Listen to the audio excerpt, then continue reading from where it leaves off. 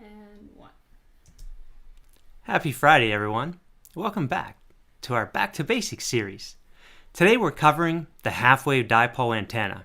It's a basis for antenna designs and used in leakage equipment and other applications in our industry.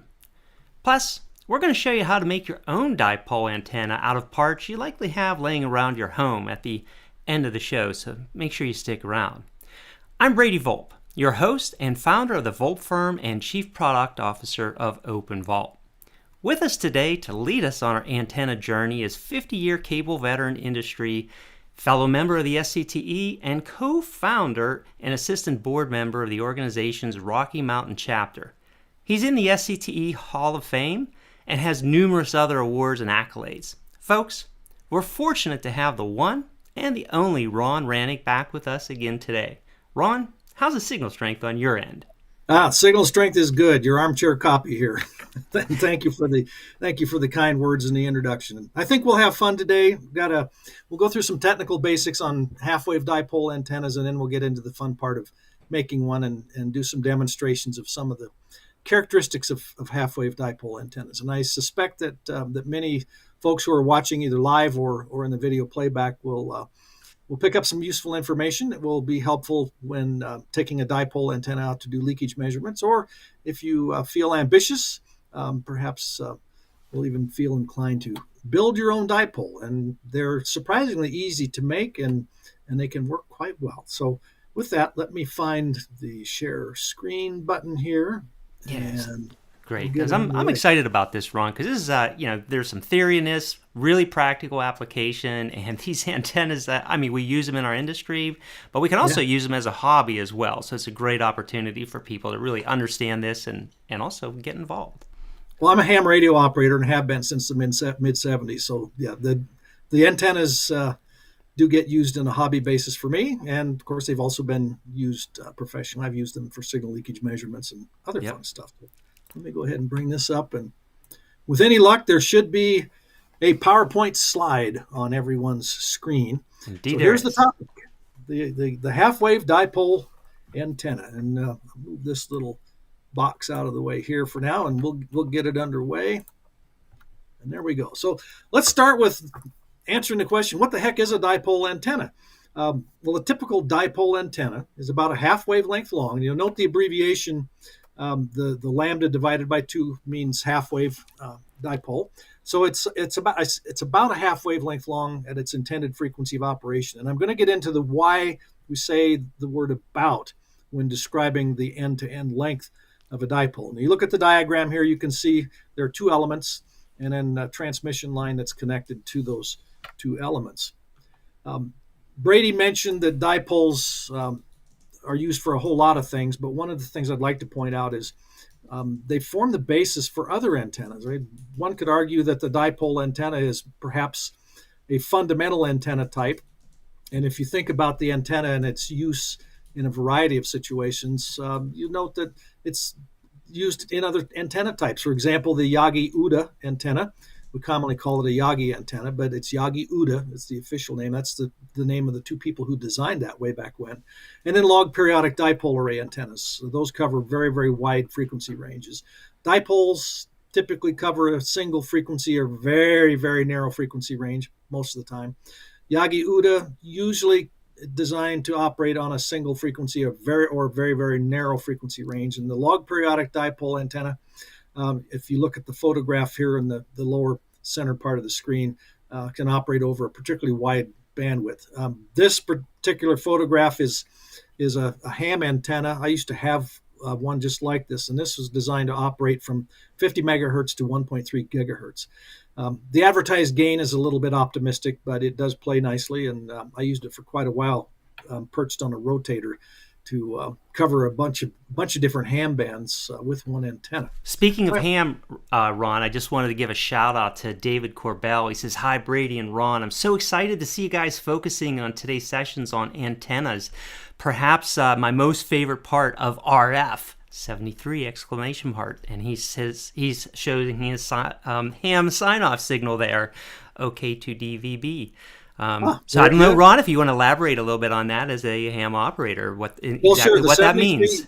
73 means best wishes, and the call sign, the OK3 and so on, is his government issued call sign. You have to have a license from the government to operate in the ham bands. Mine is N0IVN. The 0 indicates that I'm in the 10th call district, and then the N is a U.S. Prefix, and there's A and N and K and W, and I think there may be one other letter, I forget. And then there's the suffix, and those are generally randomly issued by in the case of the U.S., the FCC, but government agencies issue those. So he was sharing his ham radio call sign, and I just shared mine, so I'll say 73 right back to him.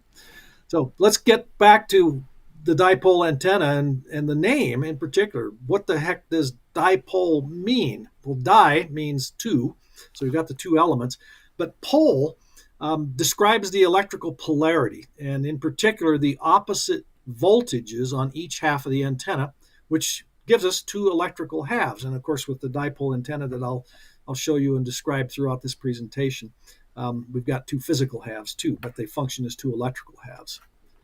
So the dipole, as Brady mentioned in the introduction, has long been part of signal leakage measurements that the industry has been making for decades. Sometimes full-size dipole antennas, sometimes reduced-size dipole antennas, and there's some tricks of the trade that can be used to make dipole antennas physically shorter, so they take up less space. But the FCC actually requires the use of a dipole antenna for leakage measurements, or the ability to correlate a measurement of field strength to what would be measured with a dipole antenna. It's a little hard to see in this photograph, but the technician here in the picture is holding up a commercially made leakage dipole antenna. You just barely see the elements above his right hand. So most cable operators are probably familiar with the dipole antenna being a linear doublet that has a physical end-to-end length, and that would be from one end to the other, that's equal to slightly less than a half wavelength in free space at the design frequency. And we'll talk a little bit later about why the physical length of a dipole antenna is slightly less than its free space half wavelength value. So we'll bring back the diagram that was on the introductory slide, and you can see that a half wave dipole is made up of two conductive elements, typically in the same plane. I mean, they don't necessarily have to be, but generally they are, as I show here, and are fed at the center by a transmission line. Now, I've got a little asterisk and a note down here that indicates that some antennas or some dipoles are fed off center. I'm not going to talk about that today. That gets into something that's beyond the intent of today's presentation. The transmission line, which connects the antenna to a radio, a transmitter, a receiver, or a piece of test equipment, can be a balanced transmission line. So an example of a balanced transmission line is good old 300 ohm antenna lead or twin lead, or what's called ladder line. That's typically a parallel conductor transmission line that sort of looks like twin lead, but it's larger, physically larger, and there's a larger spacing in between the two conductors. And both of those are considered balanced transmission lines because they're connecting directly to a balanced antenna. Or we can use coaxial cable, which is an unbalanced transmission line. And a quick comment on what the heck is meant by unbalanced. If you think about a topic that we discussed in a previous presentation, good old skin effect. One of the conductors of coaxial cable is the center conductor, and that's inside the tubular shield. The other, of course, is that tubular shield, or the outer conductor.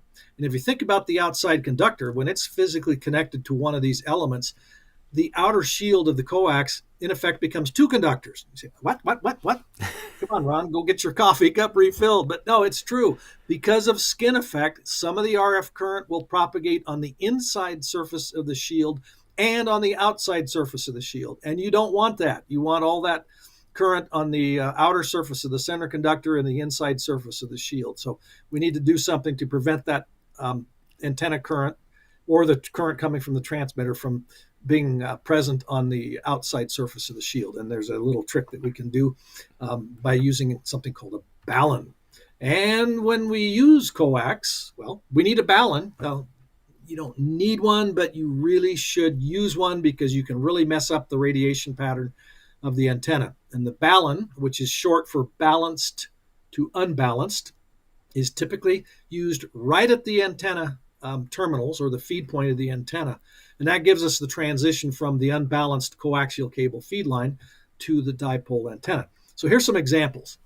Now, if you look at the picture in the upper right of the slide, you'll see two little dipoles that I made for multichannel D1. This is up at around 1.3 gigahertz. And these use what's called a quarter wavelength sleeve balun.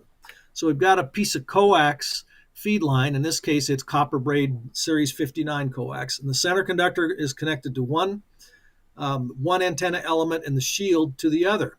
And then you'll see this extra bit of shielding here. This is not the cable shielding from this piece of cable. It's a piece of shielding from a larger piece of cable, I think a piece of RG8.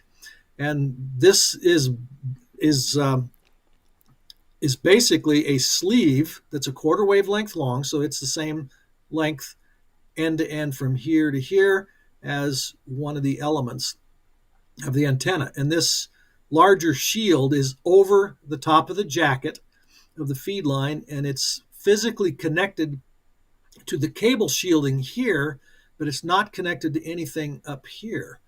The downside to this is that it limits the antenna use to a single frequency because of the quarter wavelength of the sleeve and, of course, our dipole elements. You can use other balun designs that would allow you to use an antenna over a wider frequency range, particularly if you can vary the length of those elements.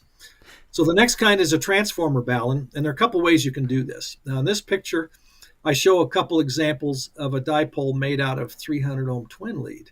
And I'll talk about how you make this a little bit later on. But in this case, a cable TV matching transformer, which is a balun, balanced to unbalanced. It's also an impedance transformer. So it's transforming from the 75 ohms impedance of the coax to the 300 ohms impedance at the terminals of this antenna. The ends of the 300 ohm twin lead are soldered together here and here.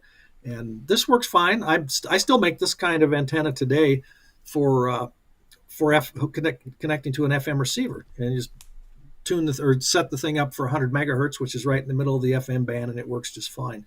The old Gerald pocket books used to have tables in them and a drawing that showed this type of antenna for leakage measurements, but because it's made out of twin lead, you've got to attach it to something like a yardstick or a piece of wood to be able to support it. But the transformer works. In other types of designs, you can use a ferrite-based transformer at the feed point, a very small one, and that's used in some commercial antennas and some homebrew ones. Then there's a coiled cable choke balun like this. This is typically used at lower frequencies. I've used this on ham radio dipoles in the HF spectrum, that is in the 3 megahertz to 30 megahertz spectrum. And you just coil up the feed line, about 10 feet of feed line, coil it up into a coil that's about 5 or 6 inches in diameter and 8 to 10 turns. That works fine. In this case, I also show that there's a 2.4 inch diameter ferrite core right here. And this improves the performance of the balun even more than just the coiled cable by itself. Coiled cable by itself works quite well, but you can make it even better with a ferrite core here using the appropriate mix for the frequency of operation. And then ferrite beads. This is a fun one, and I'll show you one of these antennas later. In this case, the feed line to the adjustable elements, and these are just telescoping whips. The feed line's been threaded through, I think, about 20 number 43 mix ferrites, which allows very broadband operation for this antenna without having to worry about the limitations of a sleeve balun or some other types of baluns, and it works quite well. This antenna works from about 100 megahertz to 400-ish megahertz, and I'll show you an example of that a little bit later on. Before you jump ahead, Ron, I have a question on baluns, because it was always my understanding, and I thought I knew antennas, but now I'm learning more from you. It was always my understanding that baluns was just for the impedance mismatch, or for impedance mismatching from the coax cable to the antenna. As you had said, maybe from matching a 50 ohm or 75 ohm coax to the 300 ohm impedance of the antenna. But it seems like it's much more. Baluns are much more than that, than just impedance mismatching from what you've just described. For kind of like you said, we want to make sure that we don't have the signals on the outer sheath and the inner sheath at the same time. So is is that correct? A balun is far more than just impedance mismatching or impedance matching. Well, the only of these 4 examples here, the only one that does any impedance matching is this cable TV matching transformer. That's it. All the rest of these don't do any impedance matching at all. All they do is provide a transition from balanced to unbalanced, or unbalanced transmission line to the balanced antenna. That's all. They don't do any impedance matching at all. Yeah, so that's really cool, and that's something new I learned today. Thank you, Ron. Yeah. For this type of dipole here, where we make it out of 300 ohm twin lead. I'll show a diagram a little bit later on. You do have to use an impedance matching balun if you want to match to coaxial cable for a transmission line. If you're using 300 ohm twin lead for the feed line, you don't have to do an impedance match there. If the radio or receiver has a 300 ohm impedance input, you can connect directly to it. But this one here is the only one that does an impedance match. All the rest are just plain old baluns. Very cool. Okay, now in one of our previous live stream sessions, we briefly talked about the concept of resonance of an antenna. And I used a very kind of a general purpose analogy of a tuning fork. And I think that still applies to an antenna, but here's the description that's more technical and more correct. So if an antenna is resonant, a dipole antenna is resonant, the instantaneous waveforms of the voltage and current are exactly in phase. And what that means is that the antenna's feed point impedance is purely resistive with no reactance. Now, you might wonder, well, what's that all about? And the idea is that we call our cable network 75 ohms impedance, but we're really being oversimplistic when we describe the impedance that way, because impedance is really a complex quantity that includes a resistive component and a reactive component, so either inductive reactance or capacitive reactance. So the antenna, in this case the dipole, is resonant when there is no reactance and the impedance is purely resistive. So how do you know when that's going on? Well, if you look at the 2 screenshots in the upper part of this slide, you'll see the one on the far right shows probably what many people are familiar with, and that's a standing wave ratio, or SWR plot. Yeah. In this case, it's for an antenna that I adjusted to be resonant at 145.375 megahertz. So that's in the 2-meter ham band. So you can see the SWR, but it doesn't tell you what's going on with the complex impedance. So the same antenna analyzer, and I'll show you this one a little bit later on, shows in this screenshot the reactance, which is the green line, and the resistive component of the impedance, which is the red line.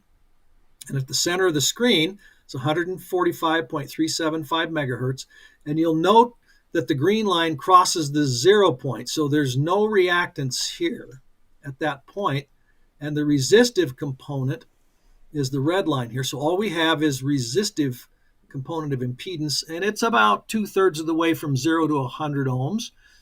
So call it somewhere in the 60 to 65 ohms range. There's another screen on this antenna analyzer that will actually give you the actual values. I didn't take a picture of that. I just took a picture of the trace here, so you can see what it looks like on a graph like this. So in this case, the antenna is adjusted to resonance, but it's a few percent shorter than a half wave length in free space, and that's an important point. So here we go, and that covers this bullet point here. So here's a picture of that adjustable dipole. I use a piece of PVC pipe to hold it up, and I adjusted the length of these elements to 20 inches from end to center. Got a center mark, so this is 40 inches end to end, and this is resonant at 145.35 or 375 megahertz. So it's slightly less than a half wave in free space, and we'll talk about that here in just a little bit. Yeah. So on that reactance line, the red line, we're looking for that to be minimum, so it bellies out. Red line is resistance. The right. Green line is reactance. I'm sorry, the resistance. We want that to be a minimum at the center point where it's bellied out. It doesn't have to be. If you're concerned about what the resistive value is, let's say this is 60 ohms. And you could use an impedance matching transformer to match that to, say, 50 ohms or whatever. In this case, it's about 60, 65 ohms. So I just feed the antenna with 75 ohm coax, and that's fine. Right. But if you look down here, the resistive component is approaching 200 ohms, where we've got another crossing here. But you'll notice as you drop in frequency below resonance down here, this is plus or minus 25 megahertz, we get into the capacitive reactance range. Then we get inductive reactance. We don't want any reactance. So in this case, this is what we want. So the green line tells us we really want to be the antenna is optimized where the green line is crossing zero. Where it's zero and the resistive impedance is about where you want it for that antenna design. Right. Okay. That's a good way to remember. And then you can look over here on a VSWR or SWR plot and you'll see, okay, it's minimum, but it's not a perfect impedance match because the feed line impedance and the antenna test impedance don't exactly match the antenna. So we've got about 3 to 1 VSWR. That's fine. You can ignore that for all practical purposes. If you had a perfect impedance match, this SWR plot would go down to 1 to 1 at the bottom of the screen. But this is good enough for this. Perfection is tough to achieve. Well, and it's generally not necessary. Yeah. It isn't. All right. Well, now let's talk about impedance. If we think about a half-wave dipole, and we'll look at a few characteristics of these things, the feed point impedance of a half-wave dipole, and it's generally described in the antenna literature as a very, very thin dipole, but in free space is about 73 ohms. It's actually a complex value, but I'm just calling it about 73 ohms. So what is it in the real world? Oh, it depends. Oh, good time. And one of my favorite answers.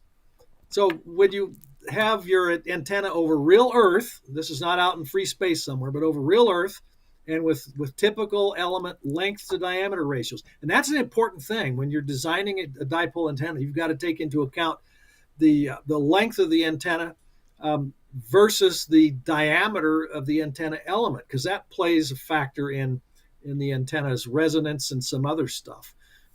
So when over real Earth and with those common length to diameter ratios used in most antennas, half-wave dipoles input impedance can vary kind of all over the place, from a low of maybe 20 to 30 ohms to up to 100 ohms or more.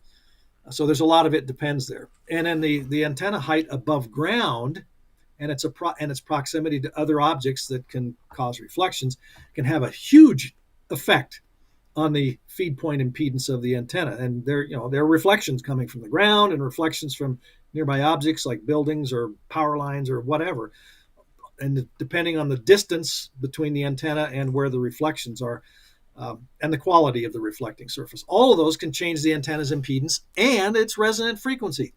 So there are a lot of tricky things that come into play when doing dipoles, and that's why a lot of the modeling starts out in free space, so you get kind of rough idea where you want to be. Then you go outside somewhere and you start doing measurements and trimming and whatnot, hopefully at the equivalent of the installed height if it's a permanent antenna for radio communication. How about the ground itself? Does it matter if you're on sand or rock or over a water surface? Does that have any impact on the... Well, big time.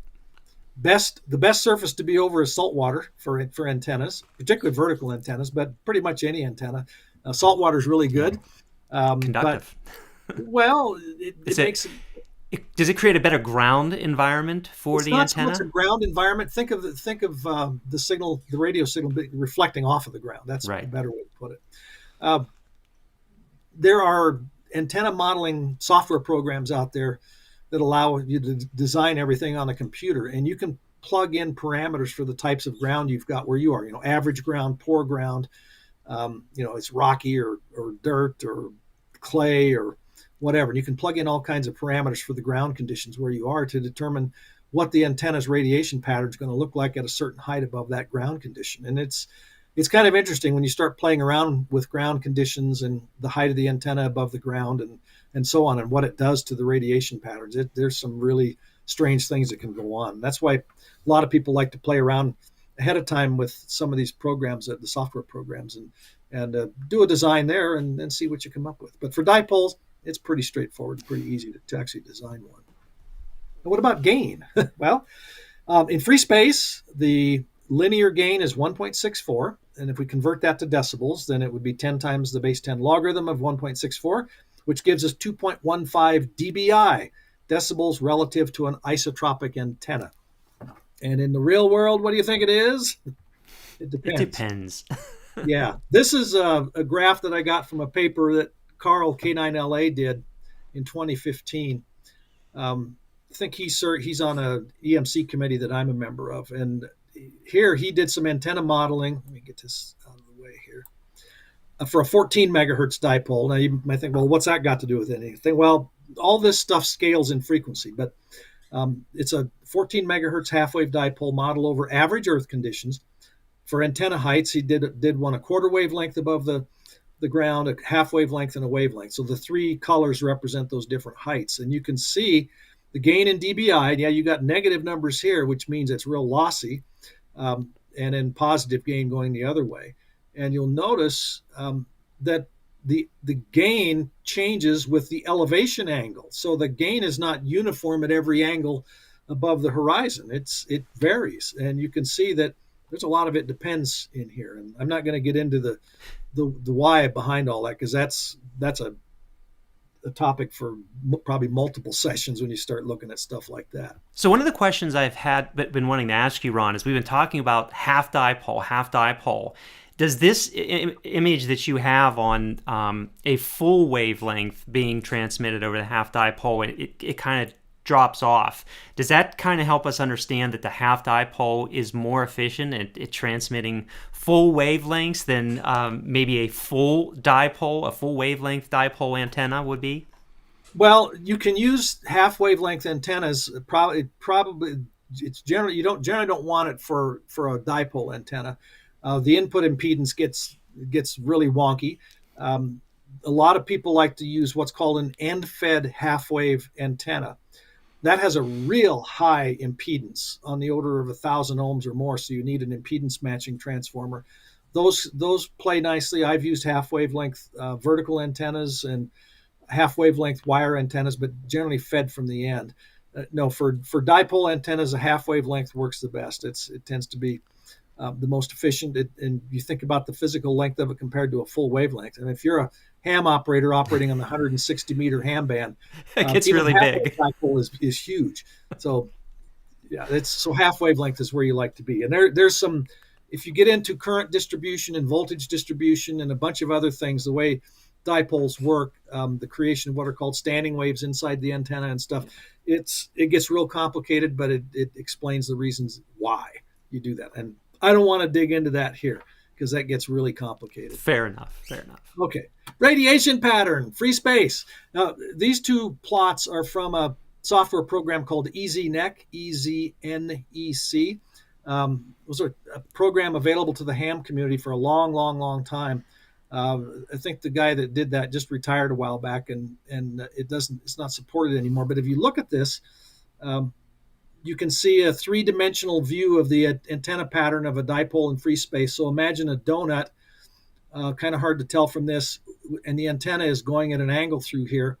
And then the plot you see down below is basically this red line here. So we're seeing a cross section of that. And let me stop sharing,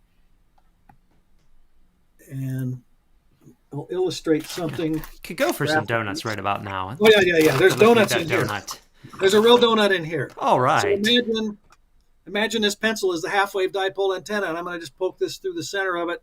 So there's the antenna, and if we imagine this in free space, that radiation pattern, three-dimensional, is kind of like a donut. And then if we take a cross-section of that, that's your radiation pattern. Yeah, so it's like that. Now that's in free space. I'm getting hungry now too. Sorry, I couldn't resist. I'll have one of those. Okay, awesome. Let me get back to sharing my screen. Entire screen. Click share, and slideshow from current slide. So that's what we're looking at. So there's the donut with the dipole going through it, and there's a cross section of that donut. When you start getting into the real world, we get back into the it depends situation again.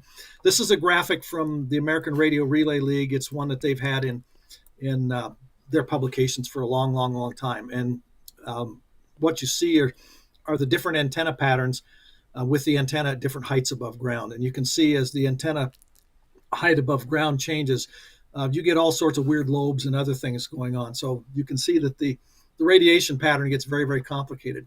One of the things I like to play around with down around 3.8 megahertz is something called near vertical incident skywave propagation. And that's where you place the antenna, in this case, a half-wave dipole at 75 meters. That's the wavelength. So roughly 3.7 megahertz or so. Most of the power goes straight up. Now, some goes off to the sides, but most of it goes straight up and bounces off the ionosphere and comes back down. And that type of operation, NVIS propagation, works really well for covering a region the size of a couple states. And you can use this in, let's say, in the mountains where you're in a valley and you don't have line of sight. That's okay, because most of the RF goes up to the ionosphere. Then you could cover, let's say, the bulk of the state of Colorado where I am, and then a little bit more. But as you raise the antenna up higher to, say, a half wavelength, then most of the energy goes off on these lobes like this, which is what you want if you want to talk over long distances, like to other countries or something. But you can see as you change the antenna height, the radiation pattern really gets a little complicated. Yeah, and I think this is a really nice chart that you have here, Ron, because you mentioned the lobes, which are the areas where the radiation pattern comes out, but also the nulls, which are the areas where you don't have the radiation pattern. And this happens on all antennas, whether it's dipole antennas or even, we could even apply it to cellular antennas or Wi-Fi antennas, particularly the older ones. So, you think you put your Wi-Fi antenna and you get this great coverage, but you can have strong points in your house, or you can have those nulls, the places where the lobes aren't going out to, and those can be weak areas in your house as well. And I think it's just something for people to understand about antennas, that the radiation pattern isn't constant everywhere. You don't have that solid strength everywhere. You can have lobes, strong areas, and you can also have nulls, areas where the strength is really weak. So nice illustration, Ron. Think about a dipole antenna, and we go back to the radiation pattern of the dipole. Remember the donut. The radiation pattern for a dipole is typically strongest broadside to the antenna, and you typically have nulls off the ends of the dipole antenna. So a dipole antenna is directional, and typically broadside to the antenna is where you get the best performance. And it just reminds me of another use case that I just came across this, and it was a modem vendor who had an access point in their modem. Unfortunately, they had the antenna reversed, so all the radiation pattern from the access point in the modem was directed towards the back of the modem. So the signal strength, the way to get better signal strength from the access point for the modem was to turn it around, and then you would get better signal strength. So if you're having like Wi-Fi strength issues as a technician in subscribers' homes, you should probably think about testing the other side of the access point, or kind of moving around the access point, because those access points, just like Ron was showing, they have strong areas and they have weak areas, and that could make just the orientation of an access point in a subscriber's home could mean the difference as to whether or not they have good Wi-Fi signal strength in areas of their home or weak Wi-Fi signal strength in areas of their home. Well, and while we're on the subject of Wi-Fi, there because of the frequency of operation used in the different Wi-Fi bands, walls and floors and ceilings make real good attenuators for the RF signal. And there's some people that don't like the access point, or they've read nonsense stuff online that the Wi-Fi frequencies are going to give you 15 arms or something, so they hide it in a metal bread box or a metal file cabinet and wonder why their Wi-Fi doesn't work. Well, you just put your Wi-Fi access point in a Faraday cage, and there's no RF getting in or out of that bread box. So it's where it's placed, and how many walls and ceilings and floors and stuff does that signal have to go through, because it attenuates big time. But and then you throw in antenna patterns and reflections and the peaks and nulls, and it gets complicated. All right, let's get to a fun thing now. What I'm going to talk about for the next few minutes is based on an article I wrote for Communications Technology magazine back in, I think it was 1990, and it was how to build a half-wave dipole out of some scrap parts of an old TV antenna. And I used an old TV antenna that I used to have up on the roof, and so I used some of it to make a dipole. So in this case, the intent was to make it to be used in the VHF aeronautical band to monitor for leakage on 133.2625 megahertz. And the balun that I created for this antenna was a quarter wave sleeve balun. So you can see a diagram here. So you've got the approximately half wavelength end to end for the elements, and then just a real simple diagram for the coax. So you can see the shield of the coax up here, down here. Center conductor is this kind of gold color in the middle. So you can see the center conductor is connected to one of the antenna elements, and the shield is connected to the other. But note, because if RF current is present here, it's going to go down the inside surface of the shield and the outside surface of the shield. We don't want that. So the quarter wavelength sleeve balun is bigger than, visualize it as a cylinder that's a quarter wavelength long with the base of the cylinder attached to the shield, a quarter wavelength down from the end of the cable. I just use copper braid to make this cylinder sleeve, but it works quite well. So let's carry on here to this. Let me get this out of the way. So here's the numbers we're going to use. Frequency is 133.2625 megahertz.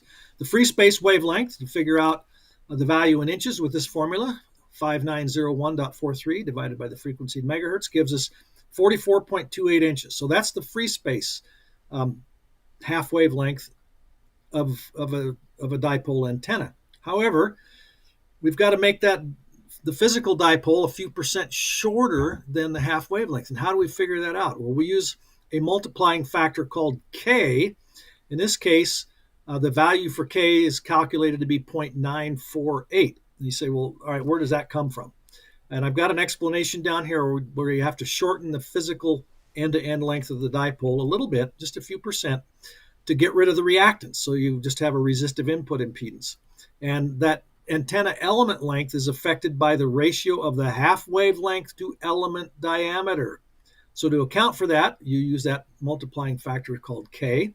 You can get that K factor off of a chart that's in the ARRL antenna book. There's also a formula in that book that lets you calculate it if you want, but the chart will get you right in there. So 0.948 is what we're going to use. So when you multiply the free space wavelength by this 0.948 K factor, we get 41.98 inches, or we're going to call it 42 inches end to end. Now, there's also an online calculator you can use for this, right? There might be some online calculators, but be careful. They may use some of the old formulas. For years and years, the ARRL antenna book used a formula that didn't get quite the right answer, and they updated it with a formula that got it closer, but was still off a little bit. And the latest couple editions of the antenna book from ARRL have a revision to that formula that gets it pretty much spot on.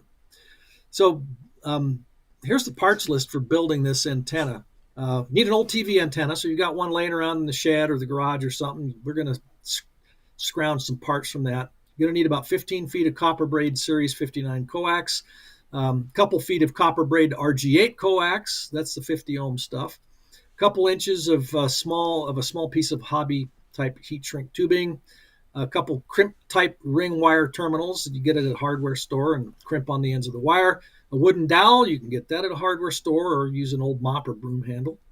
And then some machine screws and washers and nuts to fit 1/8-inch diameter holes. One F connector to go on one end of our Series 59 cable. Some black tie wraps. And then usual stuff, safety glasses. Yes, you want to be safe. Hand tools, soldering iron, drill, solder. A heat gun or blow dryer, tape measure, and a tubing cutter. Like I said, most of us have this laying around our houses. We might, and a lot of people may have an old antenna that they had on the roof or in the attic or something. And we're not using those anymore, so. Yeah, not using them, but it's a good place for parts. So if you've got one of those, they have a plastic brackets on the mast. Perfect. to hold the elements. So drill the rivets out of one of those. This is going to become our center element. And then take two of the TV antenna elements, make sure they're long enough for that calculated 42-inch end-to-end length. And then if you've got a bench vise, stick one end of each of these two elements in the bench vise and just flatten about 1.5 inches of the tube. That's it. I just stuck it in the bench vise and wrenched it down, then drilled two 1/8-inch diameter holes about inch apart. So we got a flattened spot that's about 1 3/4 inches here, and then we've got these two holes drilled out about inch apart. And then here's some of the hardware we're going to use to attach these two elements to the plastic bracket. So here we start first by attaching screws in the outer holes. And if you have to drill new holes in the plastic, that's fine. Go ahead and do that, but also 1/8 of an inch. So just do the outer two holes for the time being. The inside holes are going to be where we connect the feed line.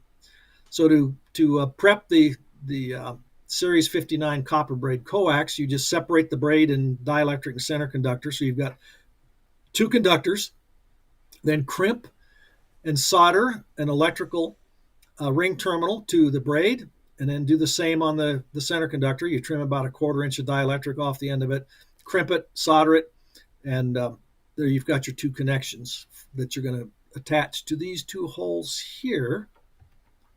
There you go. Run the other two screws and washers and nuts through those, and make sure they're long enough to go all the way through the plastic.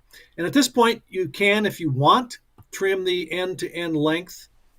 So you've got 42 inches end-to-end for the dipole and the elements. Now, to make our sleeve balun, we're going to measure down from the end of the cable. See where the cable is right here, where the center conductor and shield separate. We're going to measure down 21 inches from there along the cable and remove about 3/4 of an inch of jacket. Be careful, don't nick the shield. This is the copper braid shield. Carefully remove about 3/4 of an inch of jacket from there.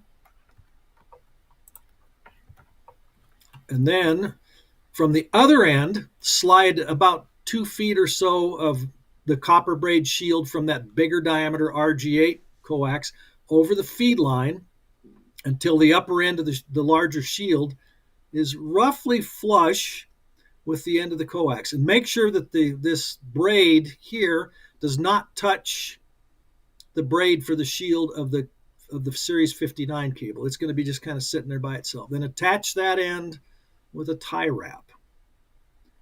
And then you've got a couple ways to deal with connecting the other end of our sleeve to that exposed jacket on the cable. In this case, I soldered it.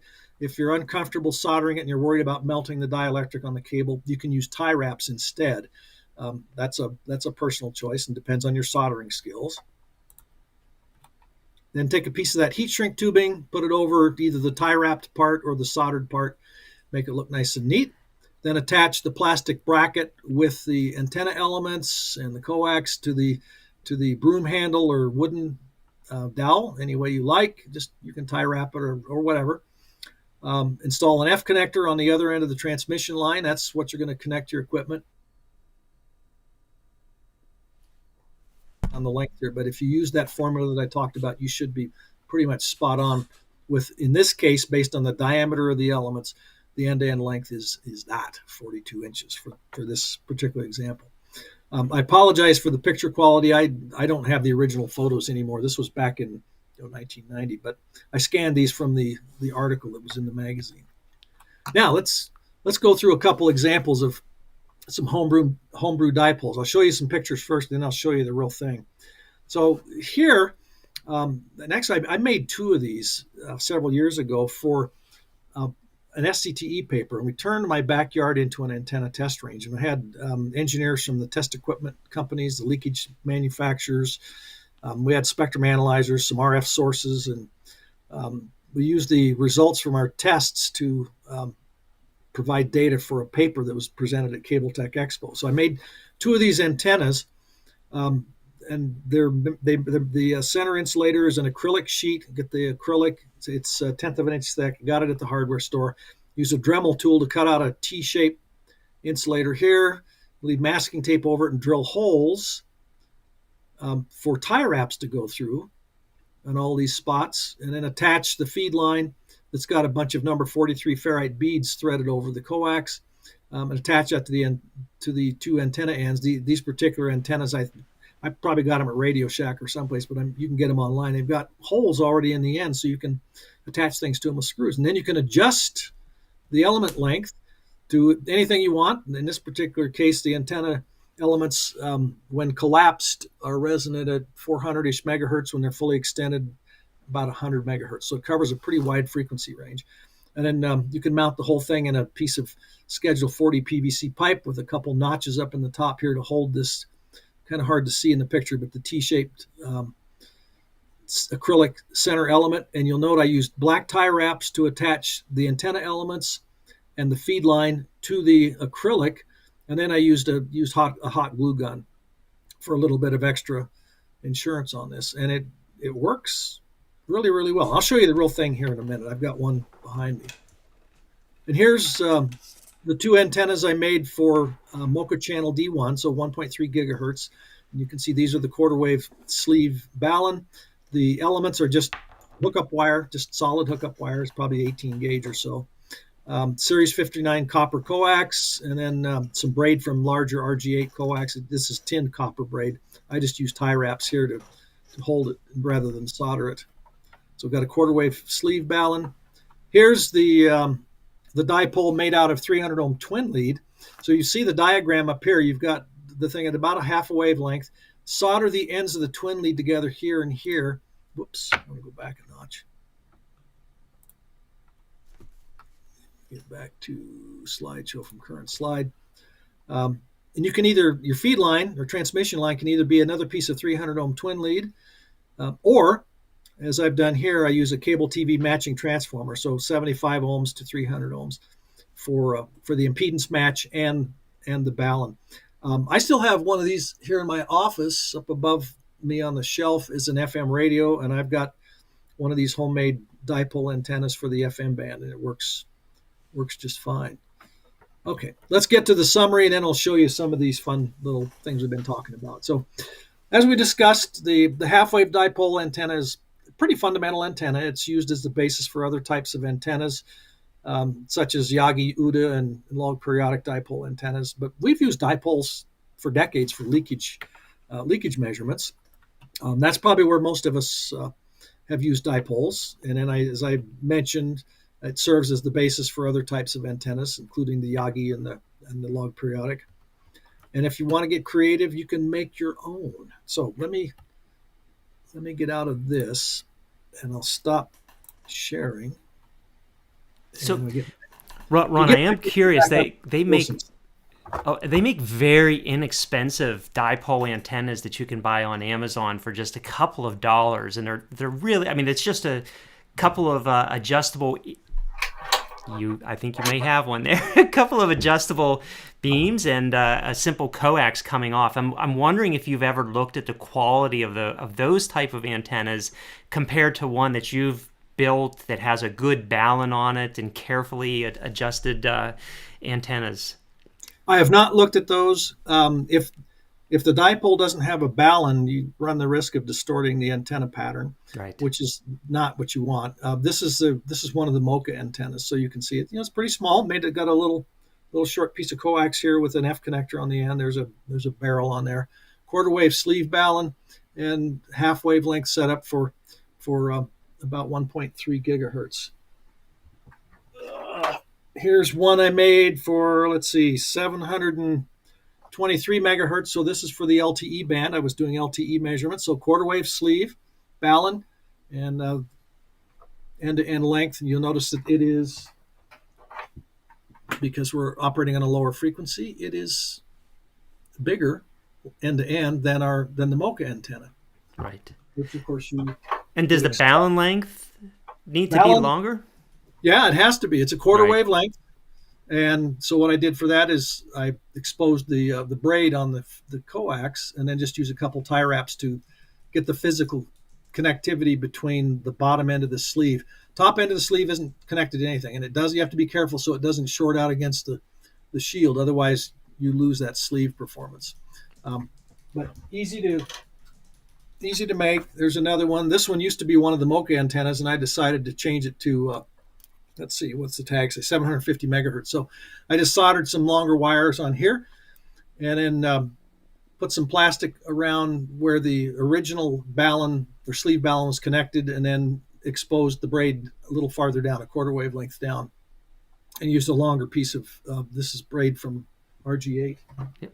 Works fine. Here's one that was kind of fun.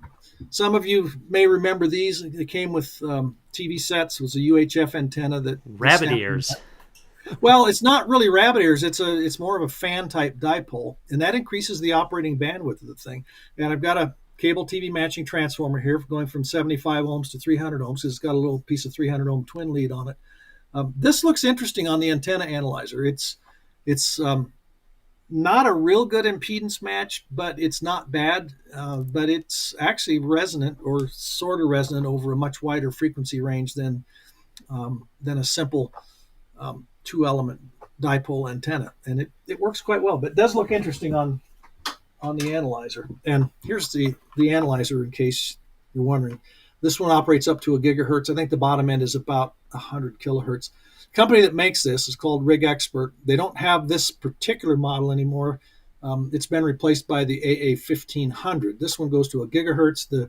Its replacement goes up to 1500 megahertz. And it does do complex impedance, which is important if you're playing with antenna design. Here's the little Yagi that I showed a picture of earlier. This is optimized for the 432 megahertz frequency in the 70 centimeter ham band. And this uses what's called a gamma match to connect the feed line to the antenna. So there's a BNC connector right there, and run that to your radio, and there's the gamma match for that.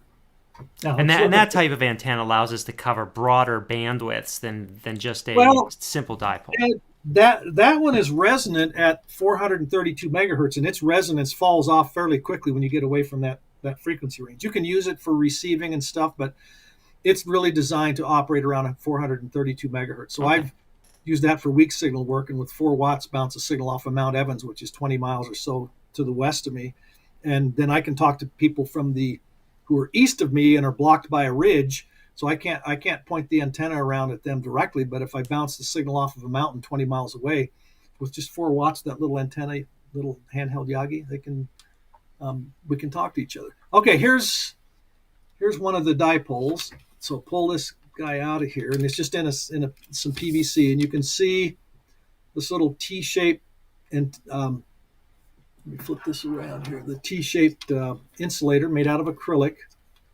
So I've got ferrite beads threaded over the feed line. There's the feed line. It's just mini 75 ohm coax with an F connector on the other end. There's 20 or so beads on there. And I've got ring terminals attached to the center conductor and shield, and it attaches to each end of the input end of each of these telescoping elements. And I can shrink this guy down like this, and I don't have to do any adjustments to anything else except that. And that's 400-ish, maybe a little bit more on the upper end, and string it all the way out, and it works down to about 100 megahertz with the elements fully extended.